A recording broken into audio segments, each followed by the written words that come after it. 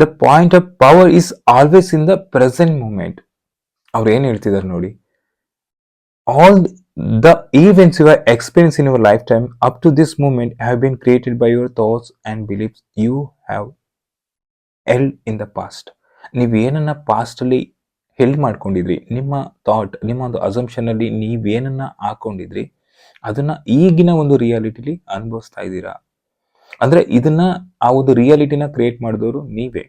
ಆ ಒಂದು ಥಾಟು ಅದು ನೆನೆದಾಗಿರ್ಬೋದು, ಕಳೆದ ಮಂತ್ದಾಗಿರ್ಬೋದು, ಇಯರ್ಸ್ದಾಗಿರ್ಬೋದು, 10 years ಬ್ಯಾಕ್ ಆಗಿರ್ಬೋದು. ಆದರೆ ಅದನ್ನ ಕ್ರಿಯೇಟ್ ಮಾಡಿದ್ದು ಯಾರು ಅಂತ ಹೇಳಿದ್ರೆ ಅದು ನೀವೇ ಅನ್ನೋದನ್ನ ಅವ್ರು ಹೇಳ್ತಿರೋದು. ನೋಡಿ, ಅವೆವರ್ ದಟ್ ಈಸ್ ಪಾಸ್ಟ್. ಆದ್ರೆ ಅದು ಪಾಸ್ಟ್, ಅದು ಮುಗಿದಿದೆ. ಇಲ್ಲಿ ನಮ್ಗೆ ಈ ಕ್ಷಣಕ್ಕೆ, ಈ ಮೂಮೆಂಟ್ಗೆ, ಹೌದು ನಾನು ಒಂದು ಪಾಸ್ಟ್ ಏನು ಥಾಟ್ ಅಸಂಪ್ಷನ್ ಇಟ್ಕೊಂಡಿದ್ದೆ, ನಾನು ನನ್ನ ಪಾಸ್ಟ್ ಅಲ್ಲಿ ಏನನ್ನ ಇಟ್ಕೊಂಡಿದ್ದೆ, ಆ ಒಂದು ಥಾಟ್ ಅಸಂಪ್ಷನ್ ಇಂದ ಈ ಒಂದು ಸಿಚುವೇಶನ್ ನಾನು ಫೇಸ್ ಮಾಡ್ತಿದ್ದೀನಿ, ಈ ಒಂದು ಕರೆಂಟ್ ರಿಯಾಲಿಟಿ ಈ ರೀತಿ ಆಗಿದೆ, ನಾನು ಇದನ್ನ ಚೇಂಜ್ ಮಾಡ್ಕೊಬೇಕು, ಹೌದಲ್ವಾ? ಆದ್ರೆ ಈಗ ನಿಮ್ಮೊಂದು ಅಸಂಪ್ಷನ್ ಯಾವ ತರ ಇದೆ, ಅದು ಪಾಸಿಟಿವ್ ಇದೆಯಾ ನೆಗೆಟಿವ್ ಇದೆಯಾ? ಅವ್ರು ಯಾವ ತರ ಹೇಳ್ತಿದ್ದಾರೆ, is it negative or positive? Do you want to this thought to be creating your future? Just notice and be aware.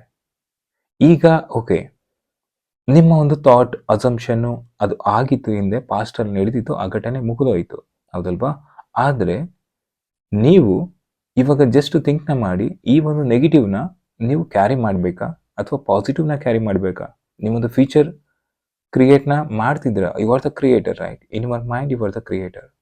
ನೀವು ಏನನ್ನ ಕ್ರಿಯೇಟ್ ಮಾಡ್ತಿದ್ದೀರಾ ಅದು ನಿಮ್ಮೊಂದು ಫ್ಯೂಚರ್ನ ರೇಡಿಯೇಟ್ ಮಾಡ್ತಿದೆ, ಹೌದಲ್ವಾ? ಸೊ ದಟ್ ಯು ಡಿಸೈಡ್, ನೀವು ಡಿಸೈಡ್ನ ಮಾಡಿ, ನೀವು ಯಾವ ಥಾಟ್ನ ಪಿಕ್ ಮಾಡ್ಕೊಬೇಕು, ಪಾಸಿಟಿವ್ನ ಪಿಕ್ ಮಾಡಬೇಕಾ, ನೆಗೆಟಿವ್ನ ಪಿಕ್ ಮಾಡಬೇಕಾ? So it's in your hand, ಅಂದರೆ ಇಟ್ಸ್ ಇನ್ ಯುವರ್ ಮೈಂಡ್, ನಿಮ್ಮ ಒಂದು ಮೈಂಡಲ್ಲಿದೆ. Just choose it. ನೆಕ್ಸ್ಟು ತುಂಬ ಚೆನ್ನಾಗಿ ಹೇಳಿದ್ದಾರೆ. The only thing we are ever dealing with is a thought and thought can be changed. ನಾವು ಪ್ರತಿ ಕ್ಷಣನೂ, ಪ್ರತಿ ಮೂಮೆಂಟ್, ಎವ್ರಿ ಡೇ ಮೂಮೆಂಟು ನಾವು ಯಾವ್ದ್ರ ಜೊತೆ ಇರ್ತೀವಿ? ನಮ್ಮ ಒಂದು ಮನಸ್ಸಿನ ಚಿತ್ರಣದ ಜೊತೆ ಇರ್ತೀವಿ, ಒಂದು ಯೋಚನೆಗಳ ಜೊತೆನೆ ಜೀವನನ ಮಾಡ್ತಿರ್ತೀವಿ, ಹೌದಲ್ವಾ? ಬರೀ ಯೋಚನೆಗಳು, ಬರೀ ಥಿಂಕಿಂಗ್ ಪ್ಯಾಟರ್ನ್ಸ್ ಎವ್ರಿ ಡೇ. ನಿಮ್ಮ ಒಂದು ಆಲೋಚನೆಗಳು ಎಷ್ಟಿರುತ್ತೆ? 30,000, 40,000, 50,000 ಹೀಗೆ ಹೆಚ್ಚು ಇರುತ್ತೆ. ಅಂದ್ರೆ ನಾವು ಯಾವ್ದ್ರ ಜೊತೆ ಆ ಸಂಬಂಧನ ಇಟ್ಕೊಂಡಿರ್ತೀವಿ ಅಂದ್ರೆ ನಮ್ಮ ಆಲೋಚನೆಗಳ ಜೊತೆ. ಯಾವಾಗ್ಲೂ ನಮ್ಮ ಒಂದು ಸಬ್ ಕಾನ್ಸಿಯಸ್ ಅಲ್ಲಿ ಏನು ರನ್ ಆಗ್ತಿರುತ್ತೆ, ಇಲ್ಲ ಅಂದ್ರೆ ಇಮೇಜ್ ರನ್ ಆಗ್ತಿರುತ್ತೆ, ಇಮ್ಯಾಜಿನರಿಗಳು, ಇಲ್ಲ ಅಂತ ಹೇಳಿದ್ರೆ ಥಾಟ್, ಇನ್ಫಾರ್ಮೇಶನ್ಗಳು, ಐಡಿಯಾಸ್ಗಳನ್ನ ಬ್ರಿಂಗ್ ಮಾಡ್ತಿರ್ತೀವಿ, ಹೌದಲ್ವಾ? ಇಲ್ಲಿ ಅವರು ಏನ್ ಹೇಳ್ತಿದ್ದಾರೆ ಅಂತ ಹೇಳಿದ್ರೆ, no matter what problem is, our experiences are just outer effects of inner thoughts. ನಿಮ್ಮ ಒಂದು ಪ್ರಾಬ್ಲಮ್ ಏನೇ ಇರಲಿ, ನಿಮ್ಮ ಒಂದು ಎಕ್ಸ್ಪೀರಿಯನ್ಸ್ ಏನೇ ಇರಲಿ, ನೀವು ಯಾವಾಗ ಇನ್ನರ್ ಥಾಟ್ನ ಚೇಂಜ್ ಮಾಡ್ತೀರಾ, ಸೊ ಅದು ಔಟರ್ ವರ್ಲ್ಡ್ನಲ್ಲಿ ಎಫೆಕ್ಟ್ನ ಮಾಡ್ತಾ ಇರುತ್ತೆ. Okay, again it's coming back to our inner assumption, inner ಥಾಟ್ಗೆ ಬರ್ತಿದೆ. If you don't have thought, you won't have the feeling, and thought can be change the thought and the feeling must ಗೋ.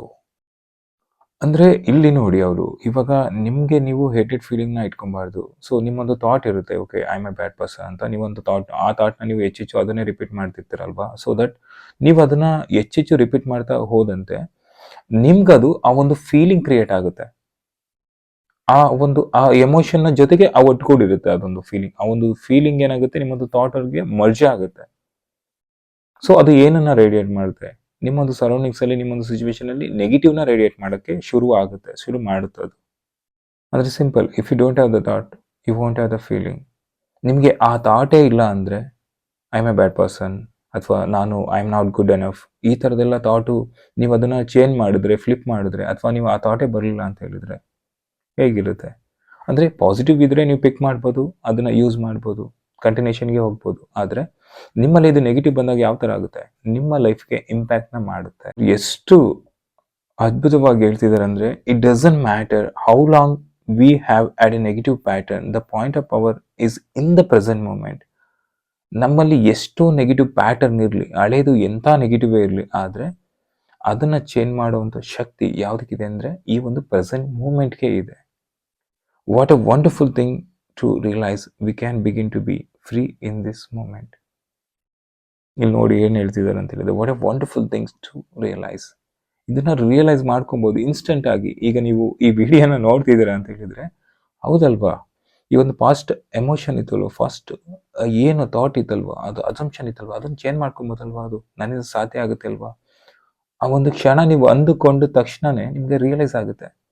ನೀವು ಆ ಒಂದು ಕ್ಷಣನ ಆ ಒಂದು moment ಅಲ್ಲಿ ಈ ಒಂದು ವರ್ಡ್ನ ಯೂಸ್ ಮಾಡ್ತಿದ್ದಾಗಲೇ, ಹೌದಲ್ವಾ ನಾನು ಚೇಂಜ್ ಮಾಡ್ಕೊಬೋದಲ್ಲ ಅಂದ ತಕ್ಷಣನೇ ಏನು ರಿಯಲೈಸೇಷನ್ ಆಗುತ್ತೆ ನಿಮಗೆ. Correct? We can begin to be free in this moment. ನೋಡಿ ಎಷ್ಟು ಚೆನ್ನಾಗಿದೆ ಅಂತ ಹೇಳಿದ್ರೆ, we can be free in this very moment. ಈ ಒಂದು ಮೂಮೆಂಟ್ ಅಲ್ಲಿ ನಾವು ಫ್ರೀ ಇರ್ಬೋದು. ಅಂದ್ರೆ ಇದರ ಅರ್ಥ, ನಮ್ಮಲ್ಲಿ ಆ ಒಂದು ಈವೆಂಟ್ನ ನಾವು ರೀಕಾಲ್ನ ಮಾಡ್ತಿರ್ತೀವಿ. ನೆಗೆಟಿವ್ ಎಮೋಷನ್ಸ್ಗಳು, ನೆಗೆಟಿವ್ ಈವೆಂಟ್ಸ್ಗಳನ್ನ ಇದು ಮಾಡ್ತಿರ್ತೀವಿ, ಅಥವಾ ಪರ್ಸನ್ಸ್ಗಳನ್ನ ರೀಕಾಲ್ ಮಾಡ್ತಿರ್ತೀವಿ ಬೇಡದ ವಿಷಯಗಳಿಗೆ, ಹೌದಲ್ವಾ?